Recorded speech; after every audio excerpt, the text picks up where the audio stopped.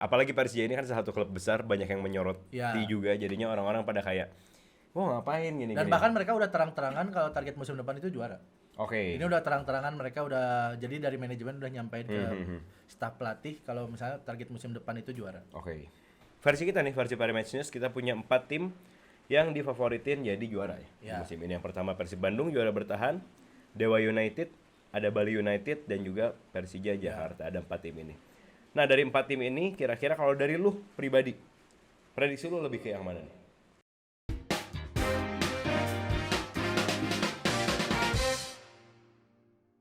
Yes, kalian sedang mendengarkan Pari Match News Podcast, info tren dan cerita tentang sepak bola yang bikin kalian makin update. Dan kali ini kita udah harus mulai siap-siap karena sebentar lagi liga terbaik seantero jagat, liga paling kompetitif, liga yang paling seru dan pol-pol-pol pokoknya akan segera dimulai, yaitu BRI Super League atau Liga Indonesia akan bergulir. Tapi sebelum kita mulai episode kali ini, jangan lupa juga buat di-subscribe dulu dan juga follow sosial media kita di PMIN_news biar kalian gak ketinggalan berita-berita update tentang sepak bola lokal dan juga dunia. So, siapa yang bakalan jadi juara kira-kira ya? Kita bakal bahas persiapan tim, kita bakal bahas juga apa aja nih yang baru dari namanya yang berubah BRI Super League ini, dan prediksi tentunya siapa yang akan jadi juara. Langsung aja, Pal. Persipura. Gue lagi agak batuk loh, gue lagi agak batuk, lu agak support maksud gue. Gue pengen Persipura balik lagi ke kasta tertinggi. Betul, tapi Persipura kalau misalnya kita ngomongin sekarang dia di Liga 2 ya? Ya. Namanya jadi apa ya? Championship. Oh iya, serius? Serius. Oh, oke, iya. Championship Persipura bersama tim-tim gede yang kita tahu apalagi di sana. Sriwijaya. Mitra Kukar. Mitra Kukar masih? Kayaknya Mitra Kukar Liga 3 nggak tahu. Sriwijaya masih. Oke. Nah, tapi ini juga menjawab pertanyaan dari teman-teman semua ya. Waktu itu pernah ada yang komen. Mungkin nanti akan kita bikinin satu episode khusus buat kita bahas khusus Liga 2 atau Liga 3. Itu bakalan seru. Oke. Iya dong. Coba iya betul. Karena kan kalau misalnya Liga 1 ya udah semua juga pasti nonton. Dan lain dulu pernah ada yang bilang kalau misalnya yang nonton podcast kita itu suka juga karena pembahasan kita lumayan dalam nih tentang Liga Indonesia. Cuman kita bisa lebih dalamin lagi di Liga 2 dan juga 3. Dan kabarnya kita bakal terbang langsung ke Jayapura buat melihat kondisi Persipura sekarang kayak gimana. Apa lu ketawa? Gue lagi batuk.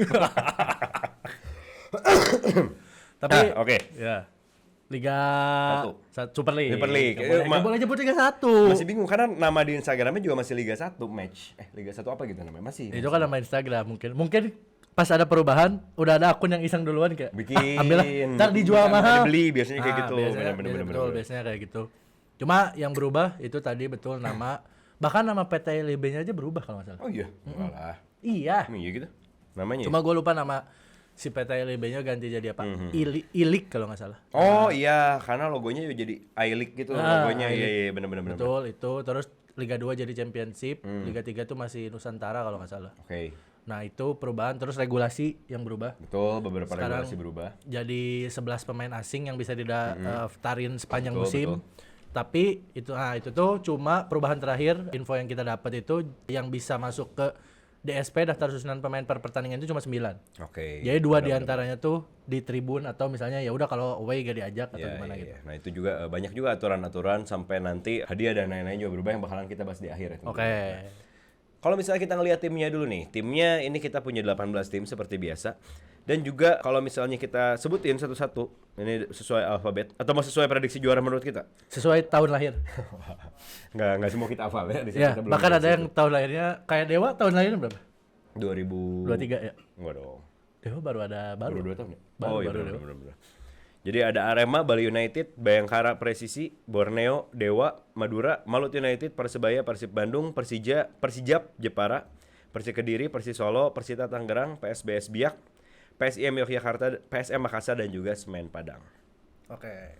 Ini tim-tim yang lumayan banyak yang punya histori ya, di Indonesia. Salah satunya adalah PSIM. Ini tuh menandakan PSIM kembali ke kasta tertinggi setelah berapa tahun ya? Pokoknya udah lama. Udah lama ya. Udah kayaknya belasan tahun ada PSIM balik lagi ke kasta tertinggi. Cuma sayangnya rival paling dekat mereka Sleman harus turun. Betul. Tadinya kita pengen ngeliat derbynya ya. Padahal kalau misalnya Sleman lawan Jogja di kasta tertinggi itu kayaknya bakal jadi salah satu match yang seru lah. Betul. Pasti karena dari sisi rivalitas, supporter dan lain-lain. Yes. Cuma peserta musim ini menarik menurut gue. Salah satunya juga Itu tadi banyaknya tim yang balik lagi ke kasta tertinggi. Selain PSIM ada Persijap juga. Yes. Persijap juga udah lumayan lama nggak ada di kasta tertinggi. Terus satu lagi adalah tim promosi itu Bayangkara. Bayangkara. Bayangkara ini sebenarnya terhitung cepet ya di Liga 2-nya. Betul, Mereka terhitung cepet. cuma 2 musim apa 3 musim gitu. Mereka udah balik lagi. Apa karena mereka bisa asal merekrut yang anggota? Nah, jadi Bayangkara ini dulu pernah juara juga di era Liga 1 deh Iya, kalau nggak salah. Era Liga 1 pertama 2017 tuh mereka kalau nggak salah jadi juara. Itu pokoknya strikernya Spaso Jevic aja. Betul. Sekarang kalau nggak salah ada Spaso lagi di tim itu. Iya, ada. Oh, oke. Ada Spaso lagi, terus juga masih ada nama-nama lama kayak Dendi Sulistiawan itu masih ada. Dan mereka salah satu yang pergerakan di bursa transfer ini lumayan menarik terutama di sektor pemain asing. Mereka ngambil top skor Liga Kamboja musim lalu, Andres Nieto. Itu bisa main di attacking midfield, bisa juga jadi striker, winger, salah satu pemain yang versatile. Oke. Jadi peta kekuatannya kayaknya musim depan akan sedikit lebih merata kayaknya kalau dilihat-lihat. Yes. Walaupun Liga Indonesia ini sebenarnya dari dulu terkenal mau lu tim yang paling peringkat bawah bisa aja ngalahin tim peringkat atas. Itu yang gue bilang tadi di awal, Liga paling kompetitif di seluruh Antara Jaga tuh udah paling kompetitif. Kalau kalian mau ngomonginnya Premier League enggak, La Liga gini, Indonesia udah paling kompetitif. Liga Indonesia betul. Siapa yang bisa jadi juara, poinnya mepet-mepet. Cuman yang jadi menarik tetap walaupun disebut kompetitif ya.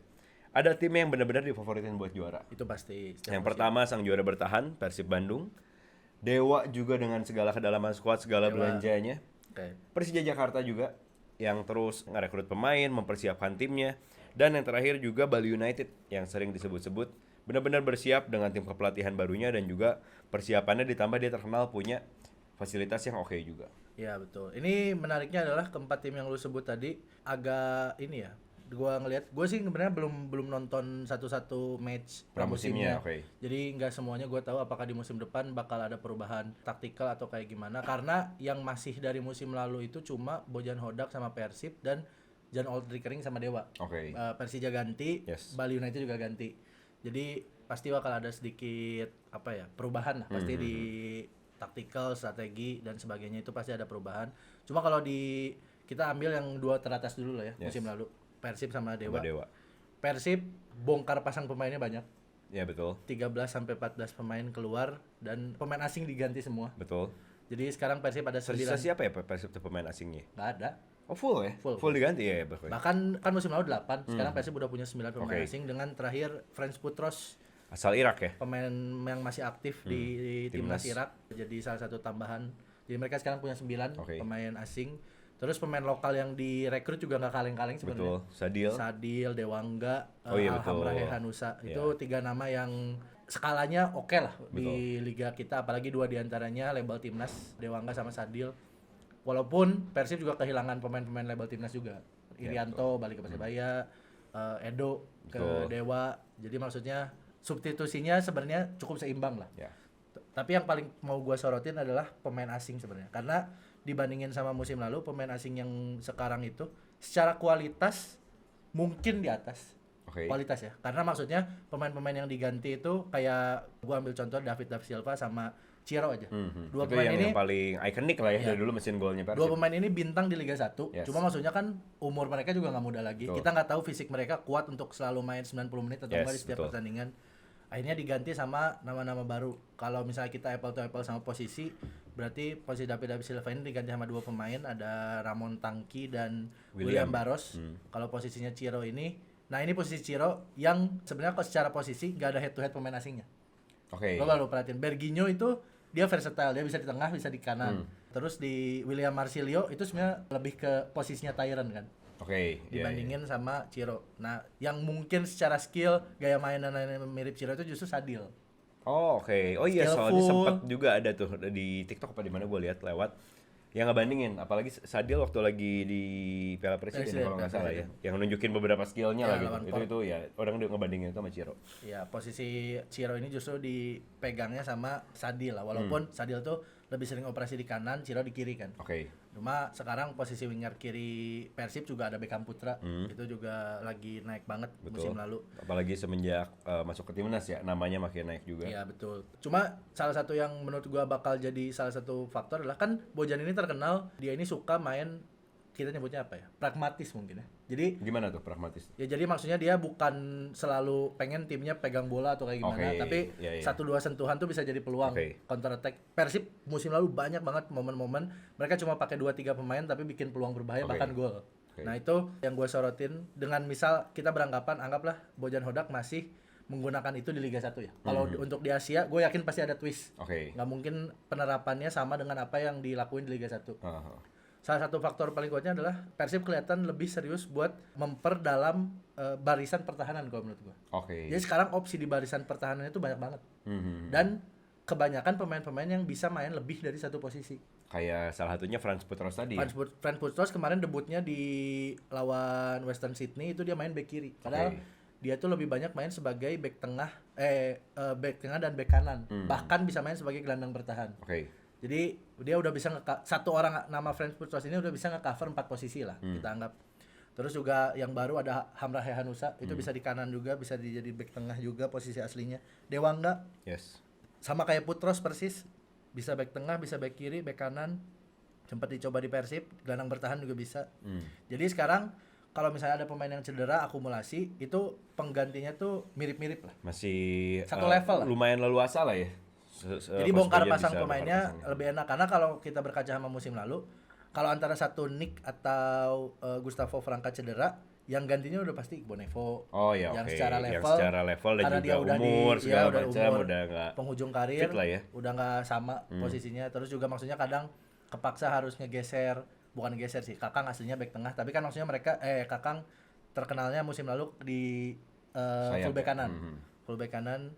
Jadi harus geser Kakang ke tengah dan sebagainya. Sekarang itu Persib lebih leluasa di belakang kalau menurut gue. Mereka lebih punya banyak variasi. Mereka juga mungkin bisa main 3 back lagi. Mereka bisa main tetap 4 back atau 5 back. Jadi Bojan Hodak punya banyak variasi strategi lah gue yakin untuk musim depan. Dan satu nama lagi itu Dewa United. Nih Dewa United. Nah ini yang kalau kita lihat ya dari awal, ini tim yang baru. Cuman memang Dewa ini selain di sepak bola ya, kita ngomong sedikit di basket, di lain-lain mereka dia. Bahkan e-sport ada. E-sport juga ada, bener-bener dia maksudnya mempersiapkan semuanya dengan baik. Basketnya juara tahun lalu. Basketnya juara. Nah, kalau ngomongin strategi basket, jadi kalau kita jadi kita jadi podcast basket, nggak apa-apa. Cuma maksudnya Dewa itu sedalam itu dan dia buktiin di sepak bola salah satunya yang lumayan lumayan jadi hot news juga selainnya misal lah dia tarikin pemain Persib, siapa yang ditarik dia? Nick Keepers, Edo, terus waktu itu Lili Pali juga dia masukin lagi. Nama Rafael Strike aja bisa masuk di situ. Ini yang wow sih, Dewa. Ini gue mau bilang tadi Dewa United ini arguably salah satu squad, bukan salah satu berarti, squad paling bagus saat ini ya.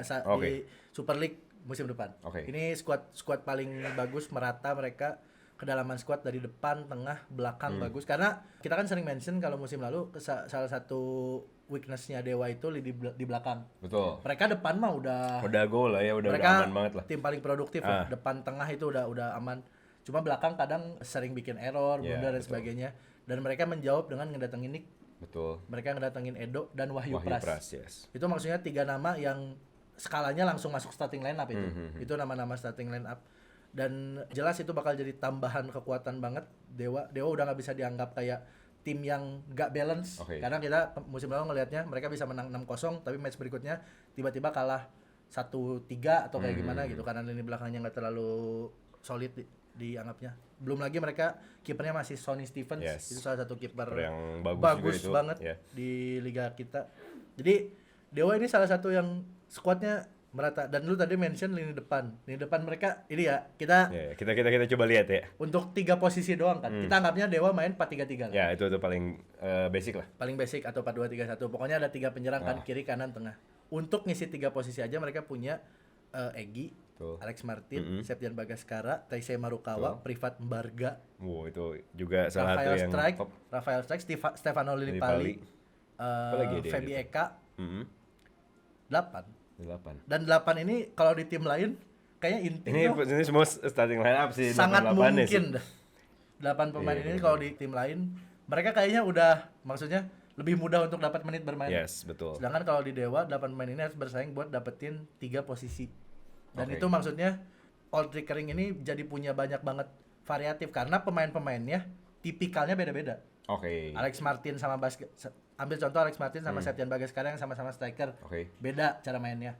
Alex Martin lebih predator, Septian Bagaskara misal bisa mundur atau kayak gimana. Ngebuka ruang segala macam lah ya dia. Opsi di sayap kanan misal ada Egy sama Privat Mbarga, beda tipe. Egy lebih suka dribble, Mbarga misal sprint atau kayak gimana. Itu maksudnya jadi punya banyak banget. Oh ini misal lawannya A, kita pakai formula ini. Kita lawan B pakai formula ini. Ini Jan Oldrich Kering kan salah satu yang taktikalnya bagus banget juga, jalan juga. Dan mereka juga musim lalu salah satu yang mainnya paling enak ditonton. Bahkan untuk penonton netral yang nggak dukung salah satu tim tertentu, ngelihat Dewa main tuh pasti kayak udah seneng kok lah. bisa gini ya mainnya. Yes, benar-benar.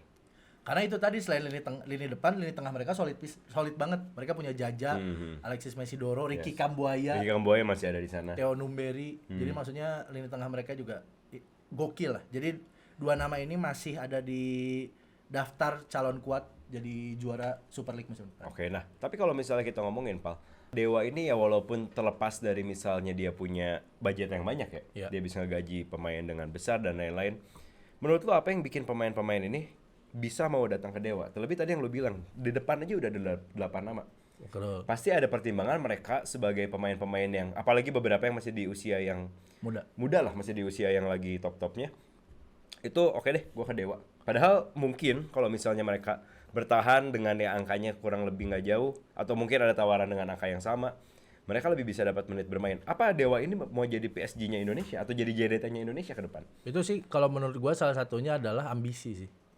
Pemain itu pasti ngelihat klub yang mau dia datengin berikutnya ini punya visi misi apa kan? Punya ambisi apa? Kalau misalnya dia cuma nawarin gaji gede tapi misal pas di awal dia bilang kayak ya kita sih pasti semua tim misal diplomatis semua tim pasti berharap untuk juara tapi kita realistisnya musim pertama bla bla bla bla bla bla. Itu kan pemain juga pasti ada kayak gue mau pengen juara, nggak mau tahu gue datang ke tim lu gue digaji mahal dan gue mah pengen jadi tim terbaik di Indonesia misal kayak gitu lah. Nah Dewa ini kelihatan mereka ambisius.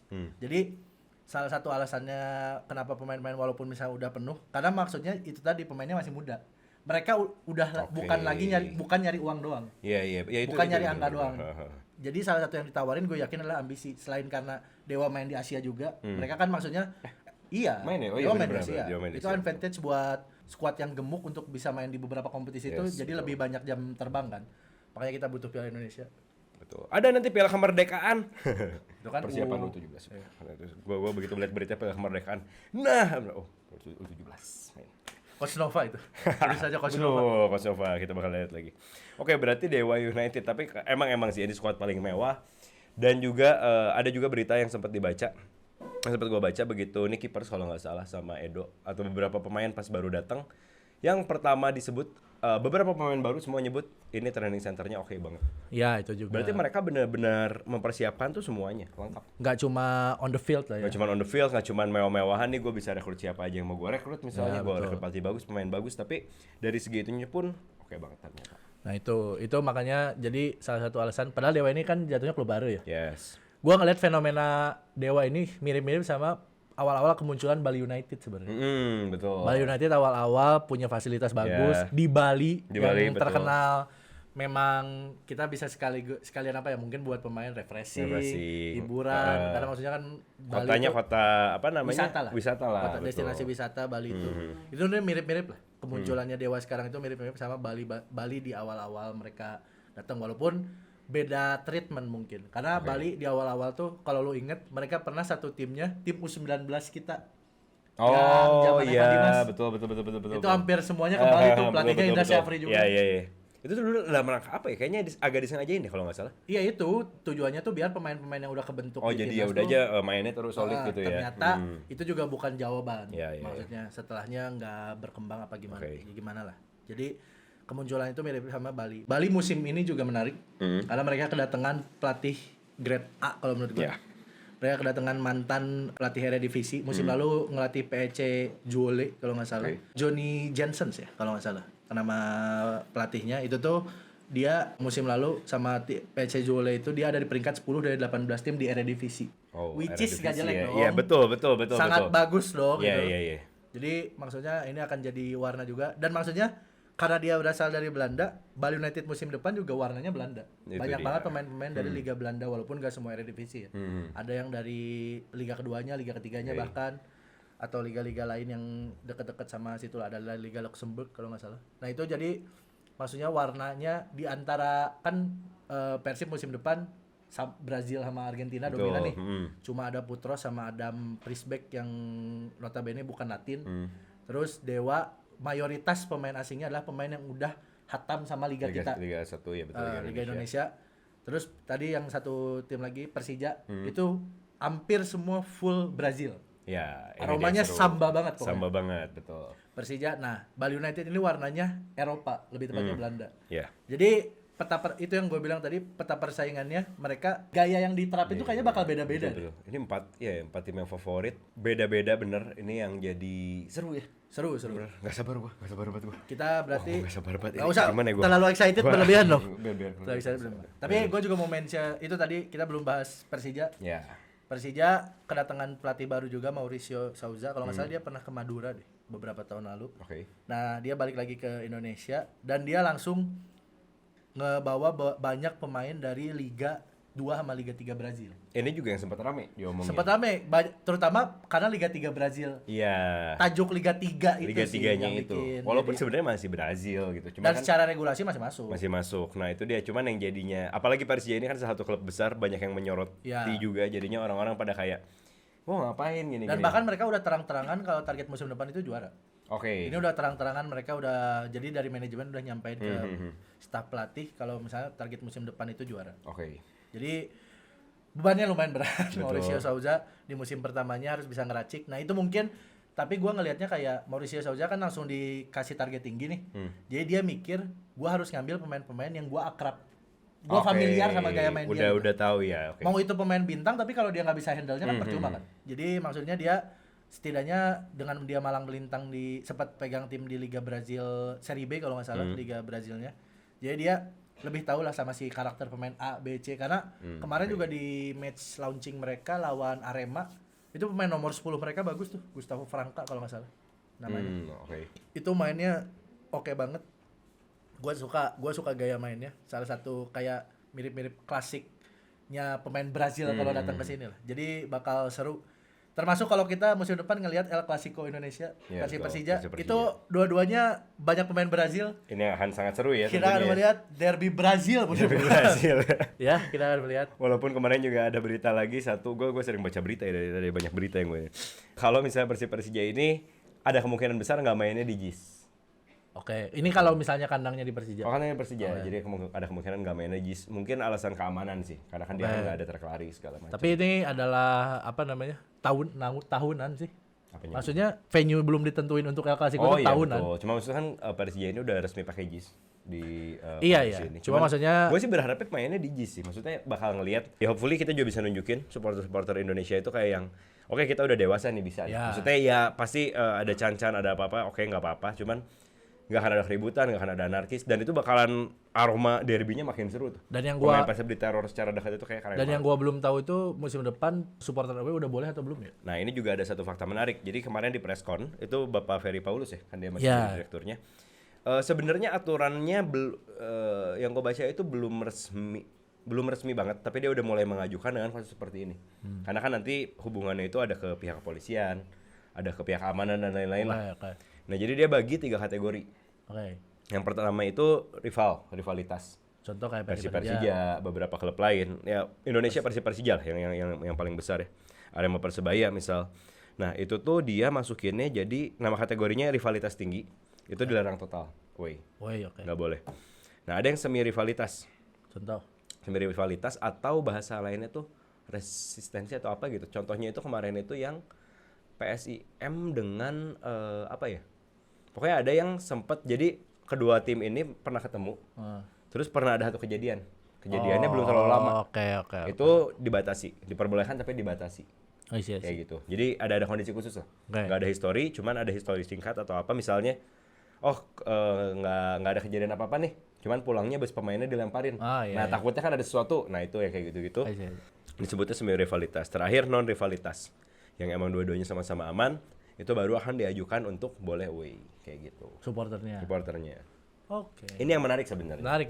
Karena kan semua juga supporter bilang kalau perbolehkan lagi away biar lebih kerasa lagi. Cuma juga masalahnya bolanya. ini pasti akan nimbulin polemik baru sih. Karena maksudnya itu jadi subjektivitas tertentu Betul. kan. Kecuali rivalitas sih, kalau Ya walaupun rivalitas yang udah mutlak kayak Persija Arema misal. Ya. Ini kan udah terkenal dari tahun-tahun udah ya itu sebelumnya. udah semua tahu lah ya. Kalau keempat tim ini tuh punya rivalitas masing-masing. Cuma kan maksudnya ke yang tadi yang kategori 2 itu kan jadi abu-abu tuh. Ya, betul. Apakah ternyata yang match A ini boleh atau enggak, match B Ya, boleh semi enggak, rivalitas jadi ini abu-abu. tuh apa gitu. Itu akan jadi nimbulin konflik lagi sih. Ya harapan kita sih semua match bisa ditonton. Akhirnya sama boleh lah semua match. rival karena harusnya sepak bola memang untuk semuanya sih. Ya. Dan nggak boleh ada ketakutan kayak nanti takut ricu gini. Selama udah stabil, supporternya udah lebih dewasa, rivalitas tuh justru harus ada. Cuma nggak boleh melebihi batas-batas. Terutama apalagi yang paling kita takutin adalah kehilangan nyawa. Iya betul. Itu Itu yang paling kita nggak takutin. mau lah ya. Oke, nah itu dia tadi itu juga beberapa aturan. Cuman tadi berarti versi Parimatch News kita punya 4 tim yang difavoritin jadi juara ya. Di musim ini yang pertama Persib Bandung juara bertahan, Dewa United, ada Bali United dan juga Persija Jakarta. Ada 4 tim ini.